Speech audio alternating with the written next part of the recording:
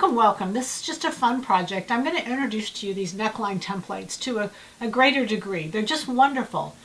And unlike the, did I say neckline? Neckline templates. Unlike the armhole templates, we took those right from the pattern and you could make those yourself. I did templates because I was seeing it done incorrectly. But these neckline templates will save you so much time. They'll save you trying to figure out whether it's one way or two way and trying to figure out how long the band would be. I've said it many times, a pattern can't be made for one way and two way stretch because you have to choose one or the other. But you should be able to change your fabrics around, and with the neckline templates you can do just that because every neckline, all three necklines, have an option of one-way stretch and two-way stretch. And then it also tells you to take the stretch of the fabric and stretch from 5 to 7 or 5 to 8, and you'll know which fabric to use.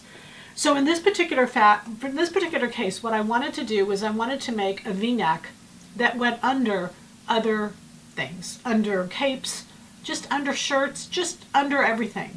And so with that in mind, I made the following decisions, and I'm going to walk you through, and it's just going to be a little bit of fun.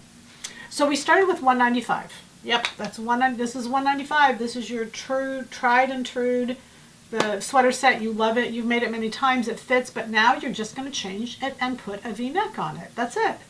And so what I'm going to do is first look at the fabric, and this is this winter white cotton stretch. Beautiful fabric, cotton. So my base layer is cotton, which you all know is wonderful and warm. It has stretch in one direction that's more than stretch in the other direction, so I called this a one-way stretch. Just because it has stretch, like it doesn't have that much, I called it a one-way stretch. And I'm going to show you a series of pictures. Again, the main reason I did this is to wear it under capes. And because capes and all coats and just all kinds of things. So that's the first reason I wanted a V-neck. I have turtlenecks. 125 is what the sew along is going to be on Tuesday. And that's a great turtleneck for all these things. But these will be your other necklines that you want. And then also I made a little thumb hole, and I'm going to show you how to make that little thumb hole. And I love it because when you're putting a sleeve in sleeve, you don't have to hold the bottom of your sleeve. It's all done for you. I love it. Okay, so let's look at the cutout of this. I laid out the front, and then you can see I took the front. This is a V-neck now. The three necklines you get are the crew neck or jewel neck, a scoop neck, and then a V-neck. And the V-neck, I had a company that was, it's a sportswear company, and they were on Fit to Stitch. And the V-neck, there's two ways to do a V-neck. There's a dart, and then there's actually pre-cut pieces. And most of the time a dart is used, like even by Armani, because it is so, it's just, the variables are a little simpler. But in this case, I wanted to do a seam in the front, and I'll show it to you in just a minute. But the neckline template is cut differently. The band, the template for the band, is actually pre-cut with the V in the middle. But you can't do that when you're not sure of the stretch of the fabric, so it can be done ready to wear, but it's harder to do it in a pattern. So I've introduced that template that has the actual seam in the front. It's not a dart, and again, I'll show you where I'm coming from on that. So we're going to cut out the front, and we're going to lay the template down, and the 2 points are going to be A, which is the base of the neck, and B, which is its center front. That's the front. The back, we're going to do the same thing. A is at the base of the neck, B is at center back. Okay? And then of course, everything else would be the same. The only thing changing are those 2 points. Then I just determined, and the templates have directions on whether it's a one-way stretch or a two-way stretch, and I cut out my template, which I did that. It has directions on how to sew all of this, so I did that.